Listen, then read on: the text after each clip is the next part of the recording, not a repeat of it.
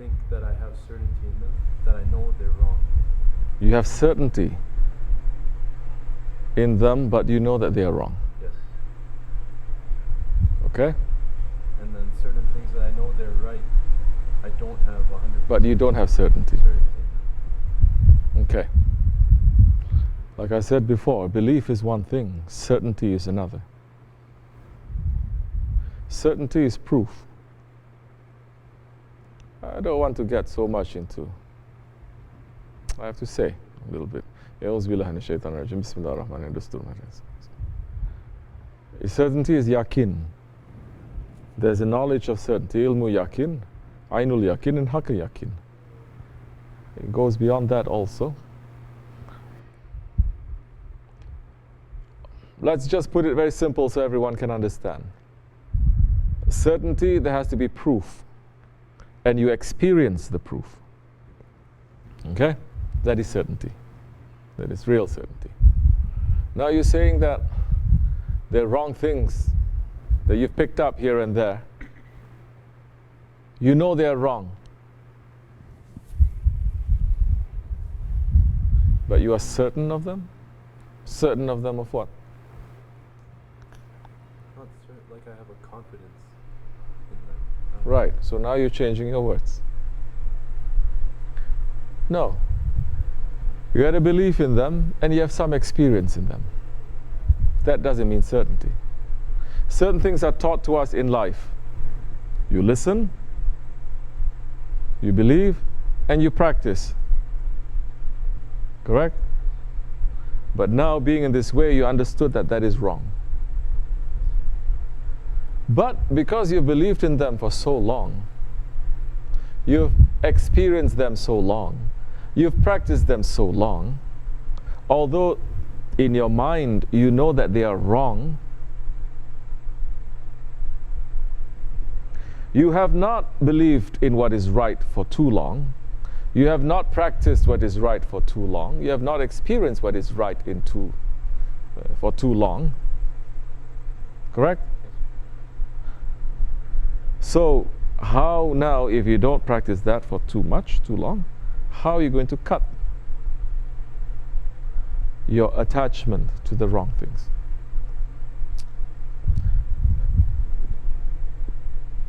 Islam came in 23 years. 23 years. How many times have you heard me say that? 23 years. Prophet ﷺ came to bring Islam. He could have done it in 23 days. It is not impossible. It's possible for the Prophet ﷺ. He could have done it in 23 hours. But he didn't. The Quran was revealed in 23 years. Only after 23 years the ayat was given.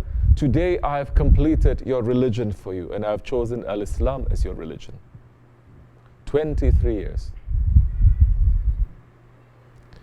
Haqq, Prophet ﷺ is showing us, Haqq came and it took 23 years for it to really establish itself and to produce some results. He could have done it just like that. The Quran could have just come down as one book, just like that in one day, one moment, as it perhaps came to the earlier prophets. But it didn't. In fact, every ayat of the Quran and every hadith didn't just come down from the sky. It was pulled by what is happening here in this world. Correct or not?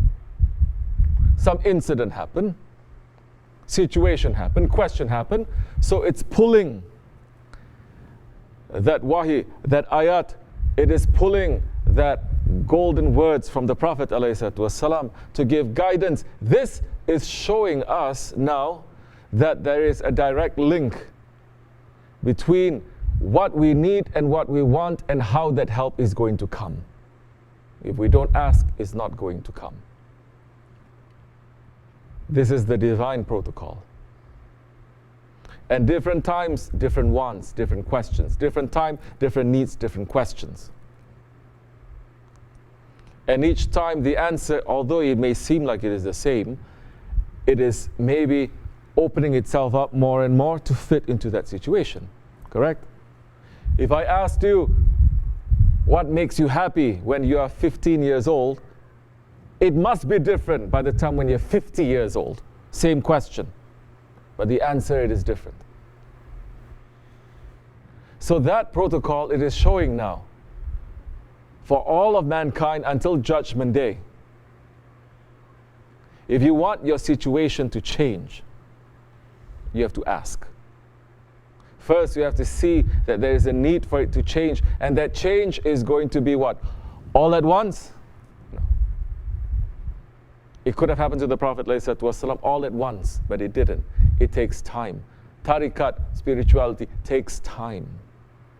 Those who are thinking they're coming for a quick fix, that is not Islam, that is not in Tariqat. If you want a high, to feel a good feeling, that's different. That one you may get just like that, but it will also disappear just like that. Because Sahabe Kiram, they were not just there for the high, they were there to change. They were there, they had believed, they had practiced, they have experienced the Jahiliyyah. And they left that, not in one day. Prophet ﷺ is showing some, according to their stations, right away. Some, it takes a little bit longer. Some, they have to wait for the Prophet saying something before they change. Some, they have to wait until Allah says something, then they change. Some, they wait until the end of 23 years, then they changed. Some, they wait until Abu Bakr Siddiq came and Hazrat Umar. Then they changed. Correct? There were Sahabis just like that. And there were some Sahabis, like later on, after the conquest of Mecca, then they became a Sahabi. Some, like there was a rabbi who became a Muslim only in the time of Hazrat Abu Bakr, Hazrat Umar's time. Because he was waiting for certain signs. But it takes time.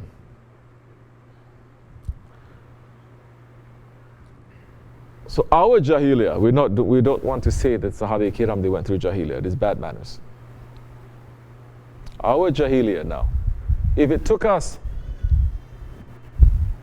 say we met Shaykh Ali when we were 30 years old, like this, like that, say we really come into responsibility, 16 years old, so 15 years say. We were just running with our ego of listening to other people's egos and shaitans, and it took 15 years. 15 years of that.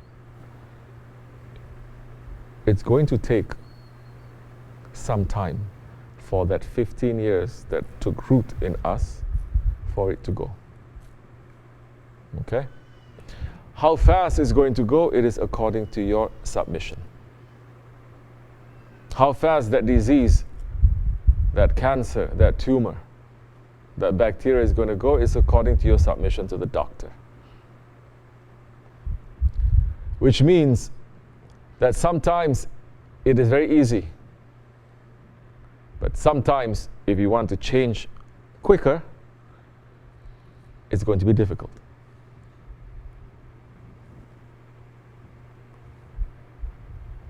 If you go through that difficulty,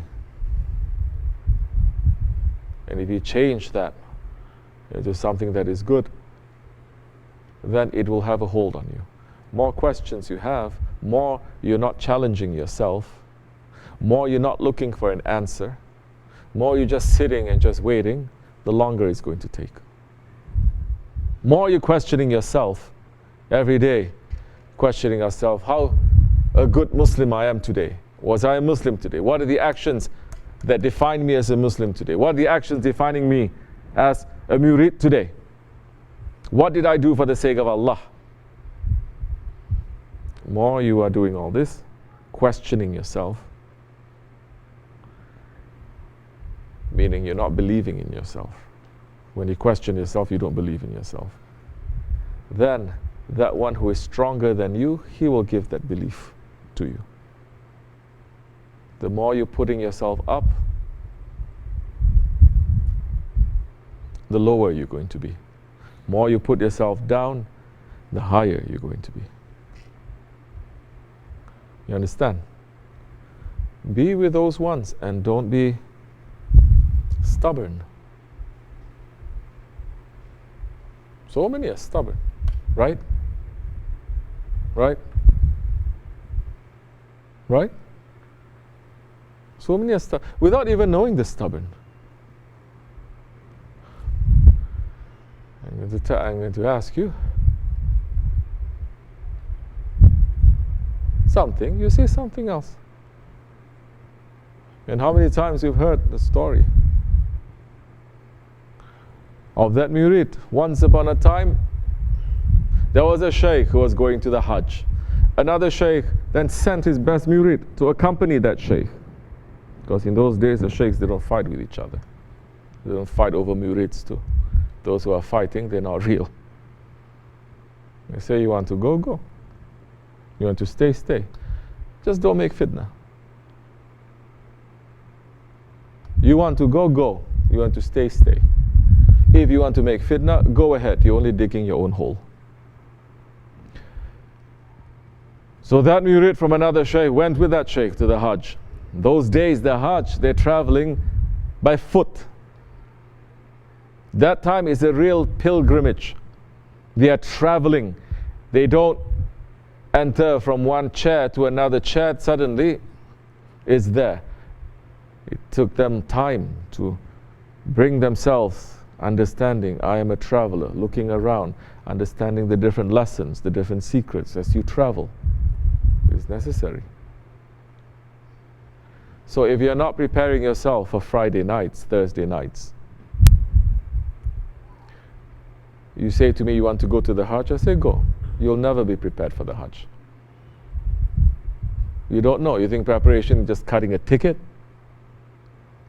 putting on clothes, and saying labbaik? It is something else. If you're not changing whatever that is inside. It took them a long, long time to reach there. In that journey, the Shaykh did not speak a single word to him. Nothing. So the murid now has to watch everything which the murid is supposed to be. Watching and observing. And so many times, to be a real observer, you cannot put yourself there, correct? If you put yourself there, you're not observing. You have to pull yourself back. And you have to just let things happening, and you learn. These days, murids are not even observing anything. Because if you observe, you say, this is my role model, you're going to do. You're not going to do something else. That means you're not observing. If you do something else, that means you're in disobedience.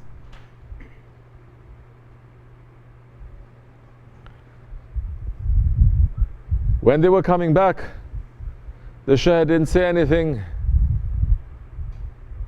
When they were nearing to their destination, the Shaykh turned to that murid, which that murid now, without any verbal sign, he must serve that Shaykh. He must know what the Shaykh is needing. He must run to serve, because there is a murid. Without speech, you think that is easy? Well, those were murids. We cannot call ourselves, not you, not me. They were understanding. Hearts were speaking. From a look, the murids, they know, they understand, and they change.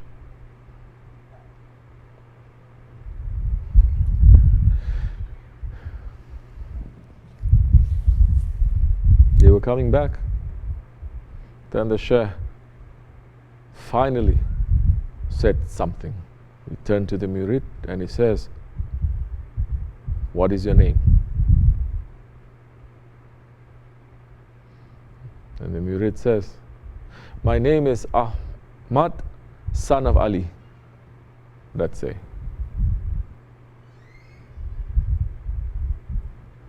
They continue on their journey.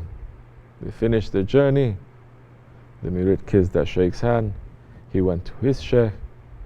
After some time passed, the Shaykh sent a message to the sheikh that just went to the Hajj, asking a question saying, how is my murid? Listen carefully, these sohbats are not just stories. And if you're not taking this and putting it in your life and experiencing and practicing, you will always have an attachment to the wrong things that you are picking up that is having a firm hold on you.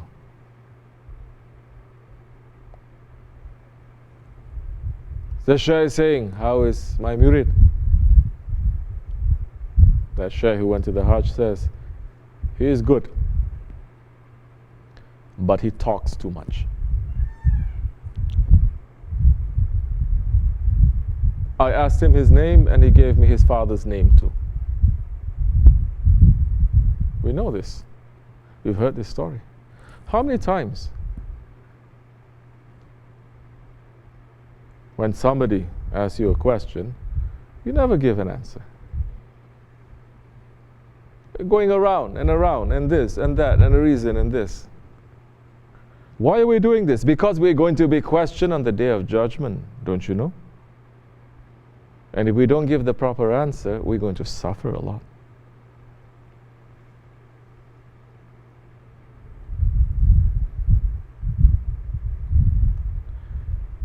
Very few can just listen. Because they listen, they start questioning. They listen, they start thinking. They listen. Very few can just be present like a dead body and just listen. There's so much activity going on there. Yes, when you're not preparing yourself, you're still bringing the dunya inside. Physically, you are here. Understand? So the training, something that is simple, and this is not a difficult thing.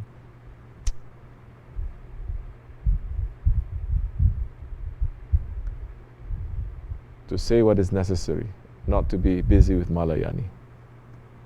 There's a very big skill.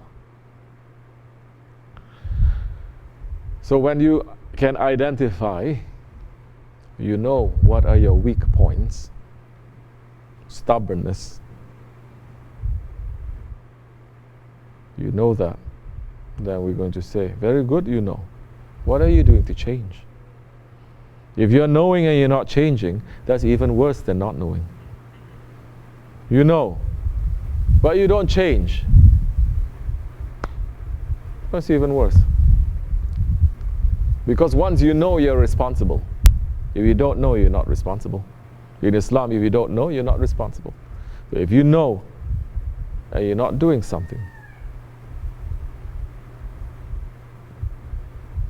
we must fight. We must try.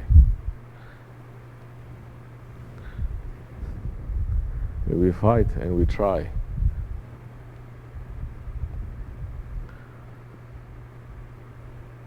That time it is a holy struggle. And if we die when we are fighting and trying, we will die a holy death. But for those who are doing work, you don't have too much of the luxury to say, well, I'm just trying. No. Those who go to the next station, you cannot just try. You have to succeed. Person who doesn't know too much construction, we say build chicken coop, they built it, it's broken here and there. They says, well, I try. We say it's okay, because it's only a coop. Now, if you're building a whole building for people to live in and to stay in, and you build it and it's broken here and there, you cannot say, I just try. You tell me to try and this is the best. You know, you cannot, because now you have a bigger responsibility. That's why people who have big responsibilities, they don't say it's no longer I try, they say I have to do it. It's not perfect, but I have to do it. And if it's not perfect, I'm going to try to find a way to make it better and better. They don't give any excuses. Correct? Everybody going to work. Go to work. Next day, don't go to work. Next day, go to work. Next day, come late to work. Your employer asks you why, you say, well, I try my best. This is the best that I can do. You think that will fly? You think in the dunya with that kind of attitude, and if it's going to be accepted, then why we think that in Akhirat it is so cheap and it's so easy?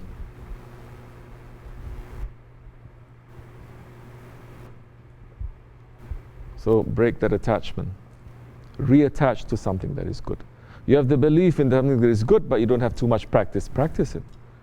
Practice it in a way that it becomes now a part of you.